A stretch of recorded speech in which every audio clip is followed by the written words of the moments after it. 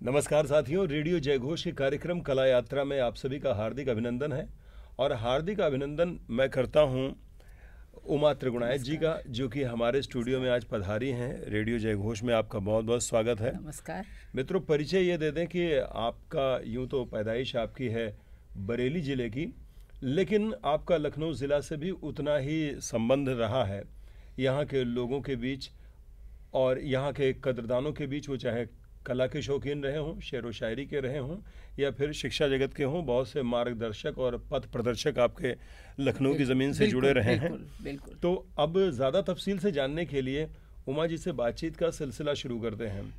तो मैम, पहले तो थोड़ी सी बात आप स्वयं बताएं अपने बारे में। मैं जो कुछ थोड़ा बहुत आपको बता सकता था उतना भी अपने दर्शकों को बताया। ये तो बड़ा मुश्किल काम होता है कि अपने आप कुछ बता पाना, वो भी अपने बारे में। देखिए, ये मुश्किल आपने खड़ी कर रखी है। हाँ। क्योंकि जब मैंने आपके बारे में जाना तो हमने देखा कि आपका जो एजुकेशन है आपकी वो अर्थशास्त्र से है। जी। फिर आपने गज़ल और संगीत के क्षेत्र में भी कार्य किया, आपने लोक संगीत के क्षेत्र में भी कार्य किया, आपने पुस्तकों का लेखन भी किया। तो मैं खुद ही इस दुविधा में रहा हूँ कि आपका परिचय किस तरह से दें। चलिए, मैं खुद ही आपको एक तरफ से शुरू करती हूँ। जी। मैं ज़मींदार घराने में मेरी पैदाइश है। अरे वाह। जो कि बचपन से आप सोच सकते हैं कि जो एक पीरियड था सन 38 से लेके आगे का, वैसे मैं 36 बॉर्न हूँ, जब होश संभाला उसके बाद का क्या रहा होगा। अपनी कई पीढ़ियों में मैं पहली बेटी थी, तो मेरा लालन पालन उसी तरह हुआ, सबकी लाडली सब कुछ। और फैमिली हमारी हाथी नशीन फैमिली कहलाती थी। अच्छा। हाथी, घोड़ा, टमटम, किसी ज़माने की वो 1938 की कार जिसमें कि घुमा करते थे। बहरहाल वो ज़माना तो 47 के बाद धीरे धीरे समाप्त हो गया। लेकिन उसे अच्छा कहें या बुरा, थोड़ी सी उसकी एक जो छाप थी वो मेरे जीवन पे पड़ी रह गई। उसकी वजह से थोड़ा सा, जिसे आप कह सकते हैं कि रिजर्व रहना, या थोड़ा अगर खुल के बात भी करना है तो खुल के बात करना, जो एक मैं उसे रॉयल चीज़ अगर कहूँ तब शायद मेरे अपने आप कहने में ज़्यादा हो जाएगी। जी। तो ये वही वाली बात है कि जो ख़ानदानी रईस हैं वो मिजाज रखते हैं नर्म अपना, तो आप तो वहीं से चले आ रही हैं। उस विरासत को देखा। और एक ज़माने में भी जो लोग बग्घी और अपने इस तरह की कार से जाया करते थे वो बड़ी रॉयल फैमिली होती थी, तो आप वहाँ से बिलोंग करती हैं। 47 में हमारे घर में जब वो गई, उसके बाद हमारे बाबा जी ने तीनों चाचा और फादर के लिए, जब जिसे कहते हैं अपने खुले दिल से बंटवारा किया, तो मैंने वो टाइम देखा है कि हाथी घोड़े के, चांदी के जेवर, तराजू से तोल तोल के 3 ढेर लगाए गए थे, और तीनों भाइयों से कहा था एक एक उठा लो, सब बराबर हैं। तो क्या दौर रहा होगा, उस सबको देख के मुझ में एक, उन चीज़ों को तो मैं नहीं बचा सकती थी, लेकिन मुझ में एक संकलन की प्रकृति उत्पन्न हुई कि ये चीज़ें जो कि हम पुरानी वाली जा रही हैं, इसको हम बचाएं किसी तरह। उसको तो उन लोगों ने दूसरी तरह से यूज़ किया, और तभी से मैं समझिए कि अपनी पुरानी चीज़ों को जोड़ती रही, संकलन करती रही। तो जिसमें मेनली रहे इनविटेशन कार्ड, बधाई कार्ड, वो मेरे पास आज भी संकलित हैं, जिसकी के करीब 5000 संख्या होगी। और उसकी मैं सन 2000 में ललित कला एकेडमी में एग्जीबिशन भी लगा चुकी हूँ। अरे वाह। जिसे कि अलग अलग उसकी कैटेगरीज दे के, सिंगल फ्लावर से कोई ग्रीट करता है, कोई हैंड पेंटिंग से करता है, कुछ करता है, वो कैटेगराइज करके जब मैंने उसे डिस्प्ले किया था तो आर्ट्स कॉलेज के और ललित कला के लोगों ने उसे सराहा था। तो बस ये संकलन की जो प्रकृति थी वही मुझे फिर लिखने में भी उन चीज़ों को जोड़ने में हेल्पफुल रही। तो मैंने गानों का भी संकलन किया है, अवधी लोकगीत जी, ब्रज के लोकगीत करीब 200-250 मेरे पास ब्रज के हैं, अवधी अलग हैं। कोशिश में हूँ कि मैं इनको आगे निकाल के और पब्लिक तक पहुँचा सकूँ। चलिए कुछ और बातों पर भी हम आपसे मैम बात करेंगे। यहाँ पर एक विराम ले लेते हैं। बिल्कुल। और विराम के बाद इस कार्यक्रम को आगे बढ़ाएंगे। आपसे बातचीत यकीनन बहुत दिलचस्प होने वाली है। दर्शकों, आप हमारे साथ बने रहिए और जो हमें रेडियो पर सुन रहे हैं वो लोग भी हमारे साथ जुड़े रहें। विराम के बाद हम पुनः उमा चौबे जी से, जो कि अब उमा त्रिगुणायत जी के रूप में जानी जाती हैं, आपसे हम तफसील से बातचीत करेंगे।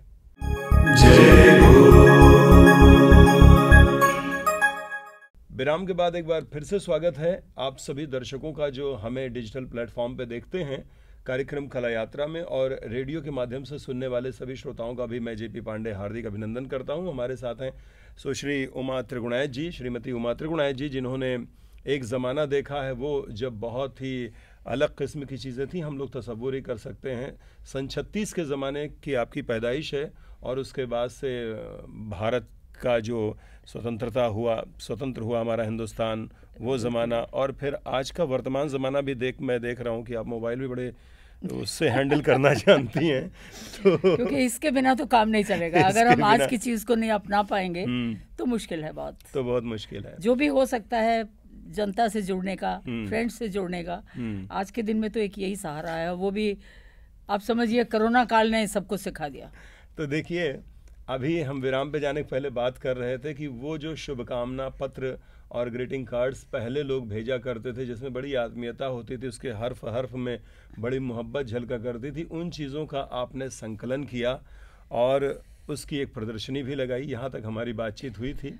और अब जनता से जो जुड़ाव का माध्यम बन चला है वो है मोबाइल, लेकिन इन सब के बीच में आपके भीतर जो छिपी हुई एक कलाकार हैं, उन कलाकार के बारे में हम जानना चाहते हैं, चूँकि आपने गीत रचनाएं भी की हैं। तो उस संकलन की वजह से ही मेरे मन में जो उत्पन्न हुई थी बात कि मैं गीतों का संकलन करूं, तो गीत खाली संकलन करना ही काफ़ी नहीं था।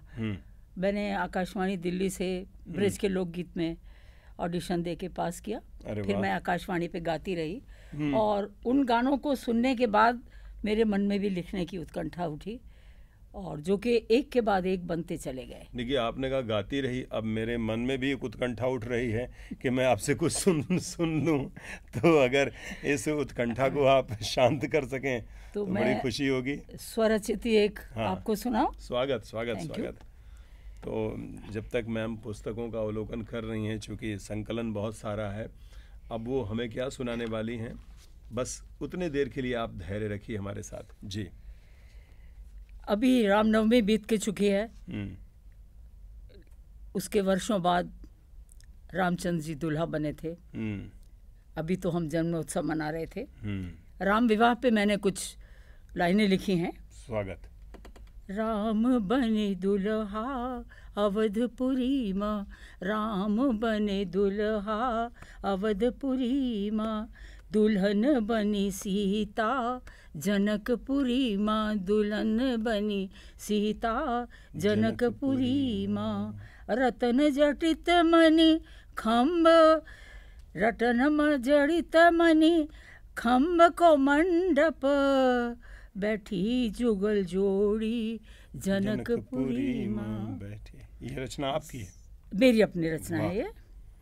जगमग होए लगे छवि प्यारी, पड़ी रही भांवरी जनकपुरी माँ, सिंदूर देत राम सकुचा में, लजाए सिया प्यारी जनकपुरी माँ। अच्छी, आपने पूरा विवाह का विवरण है, और इसमें 4 बंद और हैं जिसमें कि उनकी विदा तक पहुंचा दिया है। अरे वाह।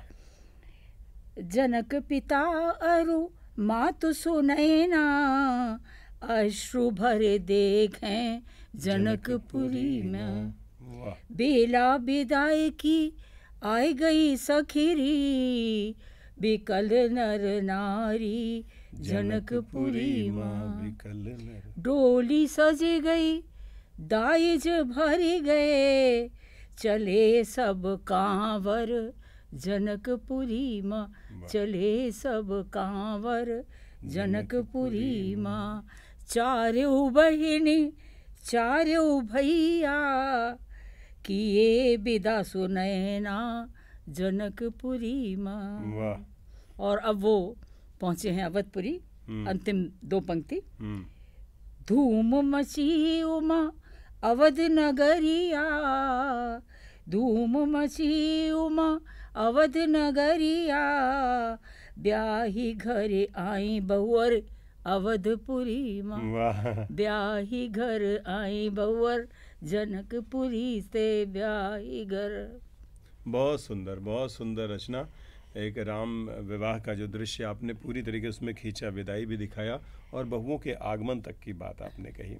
तो ये गायन का शौक जो आपको हुआ, तो इसमें निश्चित तौर पर कुछ आपके पथ प्रदर्शक रहे होंगे जिन्होंने आपके लोकगीतों में। जी मुझे बचपन में मेरे घर वालों ने टीचर लगाए थे जो कि मुझे म्यूजिक सिखाते थे। उन्होंने रागबद्ध होके मुझे सिखाया था।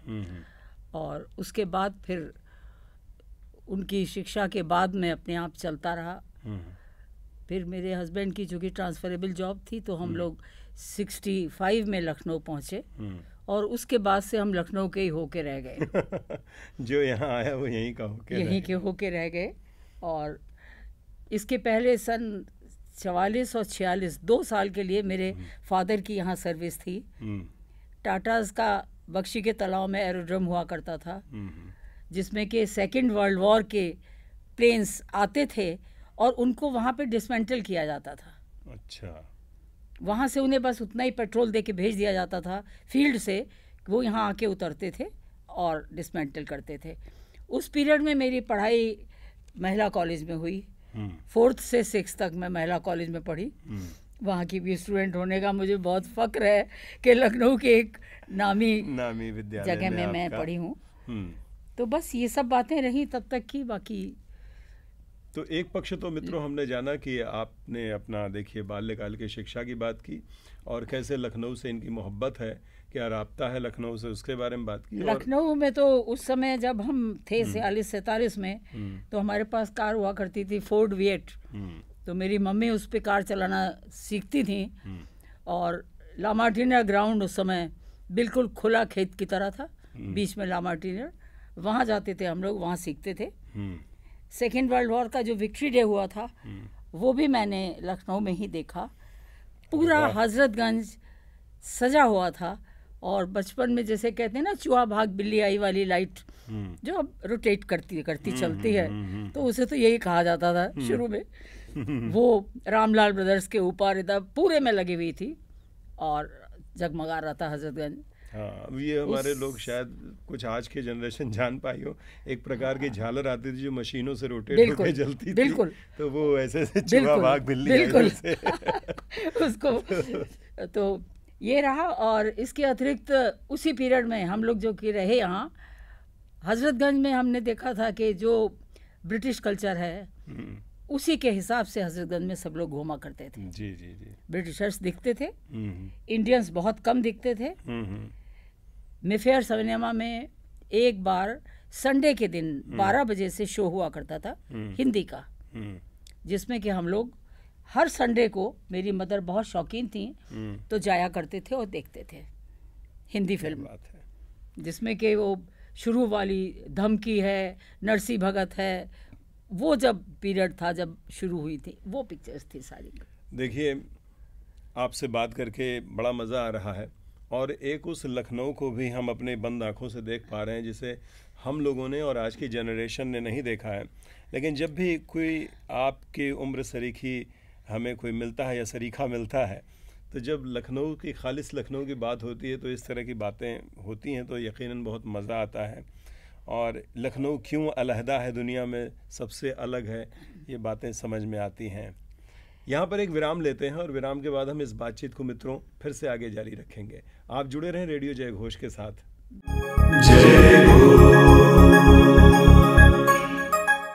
विराम के बाद एक बार फिर से स्वागत करता हूं मैं जेपी पांडे कार्यक्रम कला यात्रा में, और हमारे साथ हैं उमा त्रिगुणायत जी, जो कि अपने आप में एक लखनऊ आपके अंदर झलकता है, एक साहित्यकार आपके अंदर झलकता है, एक कलाकार आपके अंदर झलकता है, एक लेखिका आपके अंदर हैं, बहुत सारी प्रतिभाओं से संपन्न हैं। एक कुलीन घराने की महिला होकर के उन्होंने इतना लंबा सफ़र तय किया। कैसा रहा ये सफ़र आपके परिवार में, आपके संगीत को लेकर, आपकी शिक्षा को लेकर? नहीं, मेरे शिक्षा को और संगीत को लेके तो मुझे बहुत बढ़ावा मिला। जैसा मैंने आपसे पहले भी कहा था कि मैं सबसे बड़ी बेटी थी अपने परिवार में, और एक बात उस समय की मैं और बताना चाहूंगी कि जो मैरिस मार्केट जो है, हाँ। जिसे कि आज अगर आप जाके देखते हैं तो अंदर वहाँ थोड़ी टोकरियाँ और बाकी सबकी रिहाइश है, बाहर भी सब्जी वाले रहते ही हैं कुछ बना के। उसके अंदर सिर्फ ब्रिटिशर्स ही शॉपिंग करते थे मैरिस मार्केट में। अच्छा। पूरे मैरिस मार्केट में अच्छी तरह से लगी रहती थी, उसमें इंपोर्टेड सामान खूब तो मिलता इसको था। और क्लियर कर दिया जाए, मैरिस मार्केट कहाँ पर है? कैसरबाग में जी, है। कैसरबाग के चौराहे से, और अभी भी वहाँ गौर से देखने में उसकी मैरिस मार्केट लिखा हुआ जो है, खुद के लिखा हुआ था, वो ऊपर आपको देखने को मिलेगा, लिखा हुआ है। तो मित्रों वहाँ पर सिर्फ ब्रिटिशर्स आप बता रहे हैं? ब्रिटिशर्स आते थे, और मैं वही संडे को हम लोग जाते थे अगर, तो वहाँ से सबसे ज़्यादा इंटरेस्टिंग चीज़ हमें लगती थी खरीद के खाने में, वो इम्पोर्टेड वाली छोटी छोटी खजूर के पैकेट। वो खूब खाए हुए हैं लेके वहाँ से, और तभी आप इतना मीठा बोलती हैं। तो शुक्रिया आपका। तो बस इस सब को करते कराते धीरे धीरे फिर बरेली वापस गए हम, क्योंकि कैलकाटा ट्रांसफ़र हुआ पापा का, तो हमारे ग्रैंडफादर ने नहीं भेजा, उन्होंने कहा नहीं, दूर नहीं जाओगे।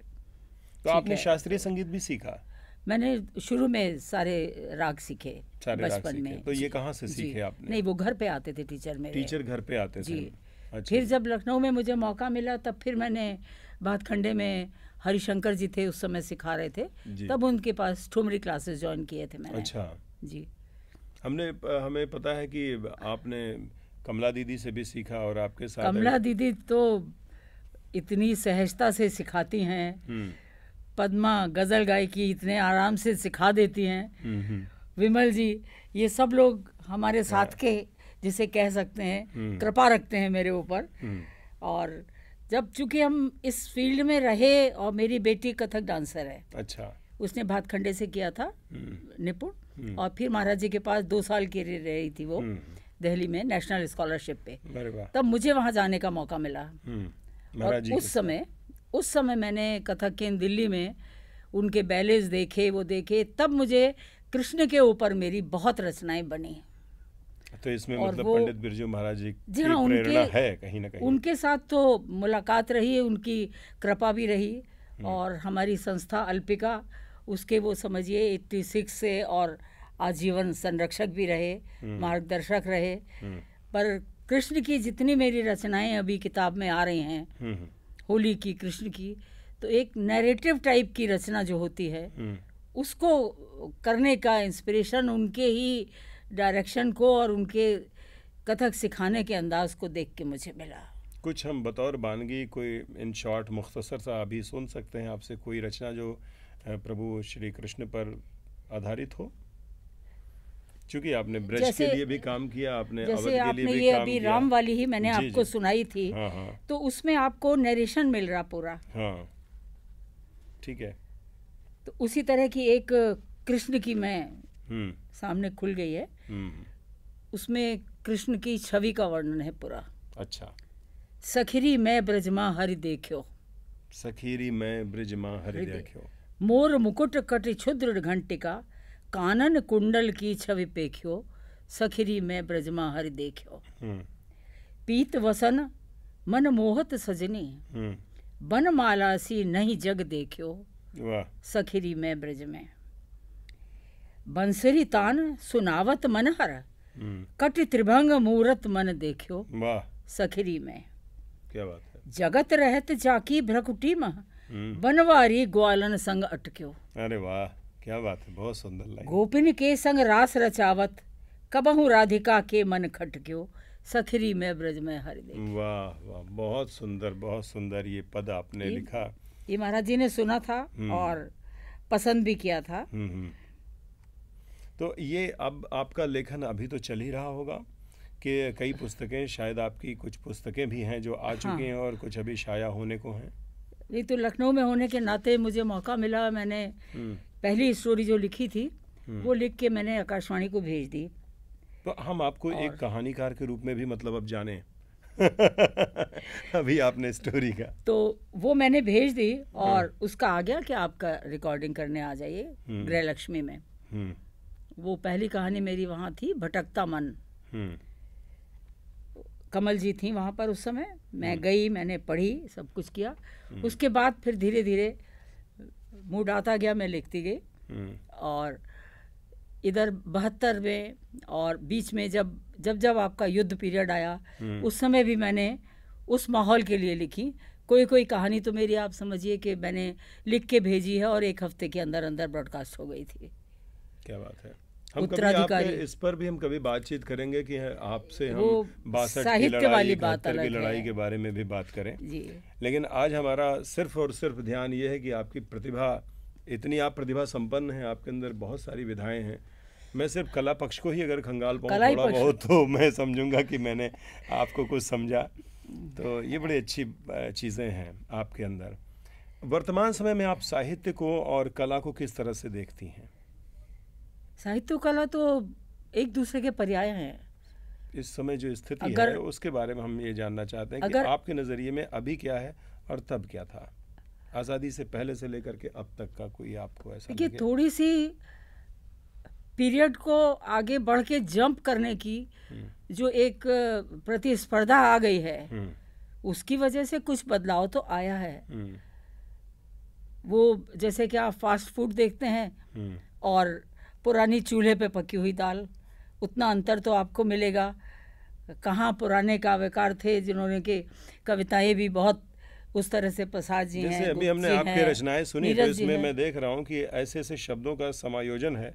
वर्तमान समय में ऐसे शब्द पेख्यो देखियो ऐसे सुनने को नहीं मिलेंगे। अब लोग नई शब्दावलियों का प्रयोग करने लगे हैं। वही मैंने कहा ना आपसे कि थोड़ा इंग्लिश डाल दिया है, वो अंतर आता चला जा रहा है। आई लव माय मोहन होने लगा होगा इस तरह से। नहीं तो वो तो हम लोग बचपन में सुनते थे, डोंट टच माय गगरी मोहन रसिया, उस टाइप का कुछ। नहीं तो आज का जो परिवेश है उसमें बच्चे दूसरी तरह से पल रहे हैं। वो जिस तरह से पल रहे हैं उस एजुकेशन के हिसाब से वो बोल रहे हैं, गा रहे हैं, चल रहे हैं, नृत्य भी वैसा ही सीख रहे हैं। हाँ, लेकिन अगर हम अपनी शुद्धता नहीं छोड़ेंगे, भाषा की भी और अपने नृत्य की, संस्कृति की, तब तक हम अपने देश को उस रूप में नहीं दिखा पाएंगे जो होना चाहिए। वो बहुत ज़रूरी है। तो इसलिए आपने पुराने संकलनों को भी सहेज कर रखा है और नवीन संकलन भी उसी आधार पर आप करती जा रही हैं कि हमारी चीज़ें संरक्षित रहें। और उस संरक्षण में अभी मैंने, आपने लेखनी की बात की, तो मैं नृत्य नाटिकाएं भी लिख रही हूँ।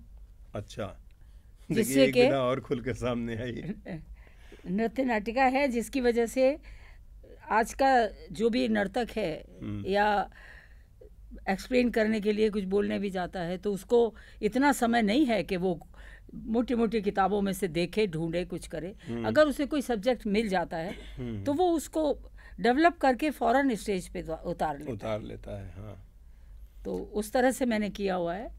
तो इसी संदर्भ में मेरी करीब 12 रचनाएं थी जिन्हें के लेके एक सीडी बनाई गई थी अंतरंग के नाम से, और बिरजू महाराज जी की 80वीं वर्षगांठ पे उनको वो सीडी हमने गिफ्ट की थी। क्या बात है। बहुत ही हट के वो काम था। उसमें कई तरह की रचनाएं थी। बसंत के ऊपर थी, क्योंकि बसंत में उनका जन्म दिवस पड़ता था, उसी समय दिया था वसंत उत्सव दिल्ली में। और कुछ केरल की नारियल के ऊपर थी, वो मतलब तरह तरह की चीज़ें थी। और लोगों ने बाद में उस पर फिर डांस किया भी, आइटम्स भी बनाए और वो पब्लिक में भी आए। बस कुछ कोशिश चलती रहती है, अब पता नहीं कहाँ पहुँचेंगे, क्या होगा, पता नहीं। मित्रों, बहुमुखी प्रतिभा की धनी उमा त्रिगुणायत जी हमारे बीच हैं आज कला यात्रा कार्यक्रम में। और अगले भी किसी अंक में हम चाहेंगे कि हमारी, आपकी या हमारे किसी आरजे से आपकी भेंट मुलाकात हो। आज हमने काफ़ी कुछ मैम आपसे सीखा। हमने एक पुराना लखनऊ देखा, एक पुराना दौर जाना, कुछ एक बड़ी बातें जो हमारी अनसुनी थी उन्हें भी हमने जाना, गीत संगीत के प्रति आपका मोह भी जाना, लेखन की प्रतिभा के बारे में जान लिया कि आप कहानी हो, कविता हो, गीत हो, गज़ल हो, पुस्तकें की रचनाएं आपने की हैं और अभी कुछ आने वाली है शायद। जी, मेरी निकली थी एक उद्गार जी, ब्लैंक वर्स थी वो सारी, और उसकी मैंने कंपोजिंग की, बैठ के, आता तो नहीं है कंप्यूटर का काम, कवर मैंने ढूंढ के निकाला, वो किया। आज मैं ला नहीं पाई हूँ, आपको दिखाऊंगी कभी जी। और उसके पहले अभी बुक जो आई है स्टोरी की, तो उसमें करीब 18 कहानियां हैं। 18 कहानियां अलग अलग परिवेश की है। ये कहानियां आप कहाँ से उठाती हैं? मतलब ये अलग अलग परिवेश की है, आपने तो अलग अलग परिवेश की है। कोई नैनीताल की है, तो कोई बिल्कुल सड़क चलते आदमी की बात है, कोई कहीं की है। जैसे एक आपको उसमें समानता किसी भी पात्र में दो में नहीं मिलेगी। अगर मन में कुंठा है या मिडिल क्लास फैमिली है, उसकी जो जिद्दोजहद होती है वो भी उसमें शामिल है। ये इतनी प्रेरणा, इतनी ऊर्जा आप कैसे लाती हैं? मुझे नहीं मालूम कहाँ से आती है, लेकिन अभी एक चीज और छूट गई है जो आपको बता दूं। सन 36 की पैदाइश है, आपके अंदर ऊर्जा 36 बरस वाली है। एक शब्द जो जिद्दोजहद निकला, उससे मुझे आपसे बात करने का मूड आ रहा है कि चूंकि मेरे घर में फर्स्ट लैंग्वेज उर्दू थी। अच्छा। तो मैं घर में उर्दू सुनते सुनते कानों में मुझे इतनी ठीक है पहुंच गई कि मुझे नहीं मालूम मेरी उर्दू की शायरी कब शुरू हुई। तो कुछ मुलाहिजा फरमाएं। ये मेरी आकाशवाणी से आ चुकी है जी, वही खुल गई है, कुछ सोच के नहीं आई थी इरशाद। हवाओं के आने से खुशबू उड़ी तो मेरे दिल ने समझा कि वो आ गए हैं। हवाओं के आने से खुशबू उड़ी तो मेरे दिल ने समझा कि वो आ गए हैं। कहीं कोई शहनाई गूंजी हो जैसे, खुले लब तो समझा कि वो आ गए। क्या बात। चमन में अचानक ये चटकी जो कलियां, चमन में अचानक ये चटकी जो कलियां, खिले गुल तो समझा कि वो आ गए हैं। वाह। है कहती सहर से शम्मा की बुझी लो, था नादा जो समझा कि वो आ गए। क्या बात है, बहुत खूब, बहुत खूब। वो कदमों की आहट, वो हंसना हंसाना, ये दिल का गुमा था कि वो आ गए हैं। वो रातों की स्याही जो गेसू बिखेरे, तो लगता है जैसे कि वो आ गए। वाह। सदाएं न दे दिल, दुआएं अता कर, अजल आ गई ना कि वो आ गए हैं। वाह वाह, क्या बात। वो लुक छिप के चंदा घटाओं में चलता, मुझे ऐसा लगता कि वो आ गए। मुझे ऐसा लगता कि वो आ गए। और मकता है, अरे जो नजरें झुका ली, जो नजरें झुका ली और चिलमन गिरा दी, जो नजरें झुका ली और चिलमन गिरा दी, उमा अब कयामत के वो आ गए। बहुत खूब, बहुत खूब। तो ये गज़लों, और आपने चूँकि जो गज़ल अभी पढ़ी है पूरी तरह से मीटर में है, हर एक चीज़ बहर में है। मीटर में तो सब है, बहर में भी सब ये है। तो यही तो मैं पूछ रहा हूँ कि ये फ़न कहाँ से आ गया आपको? ये मैंने लिखी हुई है। शौक व ज़ौक़ कैसे रहा? सफक शाह चिश्ती थे, वो आते थे हमारे यहाँ, मुलाकात थी उनसे, तो मैं लिखती तो पहले थी, उनसे मुलाकात बाद में हुई। उनको सुनाया मैंने, तब उन्होंने भी फिर कुछ चीज़ें बताई कि इस तरह चलते हैं, फाय अलातुन होता है, वो फाय अलातुन है, वो बताया उन्होंने। हाँ, तो क्या बात है। जो गुरु हैं उन सब गुरुओं के दृश्य या अदृश्य जो भी आप कह सकते हैं, उनका कोई कर्म होगा जिसकी वजह से कुछ आया या कर पा रहे हैं, पता नहीं। तो चलिए मैम, उमा जी से हमारी ये जो आज गुफ्तगू रही, मुख्तसर रही या तफसील रही, ये तो हम नहीं कह सकते कि कितनी शॉर्ट हमने बात की या कितनी हमने विस्तृत बातचीत की, लेकिन आज इस बातचीत से हमें यकीनी तौर पर हम ये कहेंगे कि हम जितना लुत्फ़अंदोज़ हुए हैं उतना ही हमारे नाजरीन भी हुए होंगे और हमारे श्रोता भी हैं वो लोग भी हुए होंगे। तो देखिए, उर्दू भी इधर ट्रांसफ़र हो रही है थोड़ी थोड़ी आपकी जानिब से। लखनऊ है, होना चाहिए, वो नवाज़त नज़ाकत होनी चाहिए।